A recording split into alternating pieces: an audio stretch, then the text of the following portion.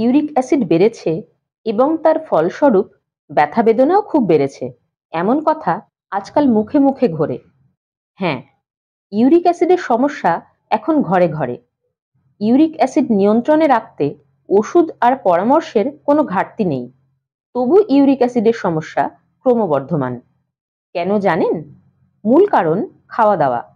আর এই প্রসঙ্গে প্রতিনিয়ত নানা প্রশ্নের মুখোমুখি হই আমরা। যেমন, অনেকেই জানতে চেয়েছেন, গাজর খেলে কি ইউরিক অ্যাসিডের ব্যথা বাড়ে? না, গাজর খেলে ইউরিক অ্যাসিড বাড়ে তো নাই, বরং আমাদের শরীরে ইউরিক অ্যাসিডের মাত্রা কমাতে গাজরের জুড়ি মেলা ভার। হ্যাঁ, গাজরে থাকে প্রচুর পরিমাণে ফোলেট, যা শরীরের ইউরিক অ্যাসিড লেভেল কমাতে সাহায্য করে। সর্বোপরি গাজরে থাকে প্রচুর পরিমাণে অ্যান্টিঅক্সিডেন্ট, অ্যান্টি ইনফ্ল্যামেটরি সাবস্টেন্স এবং ফাইবার, যা পরোক্ষভাবে দেহের ইউরিক অ্যাসিডের মাত্রাকে নিয়ন্ত্রণ করতে সাহায্য করে। প্রসঙ্গত বলা জরুরি, অধিকাংশ গাজর যদিও কমলা বা লাল রঙের হয়, কিন্তু কিছু গাজরের ঠিক মাঝখানে একটা সাদাটে অংশ থাকে।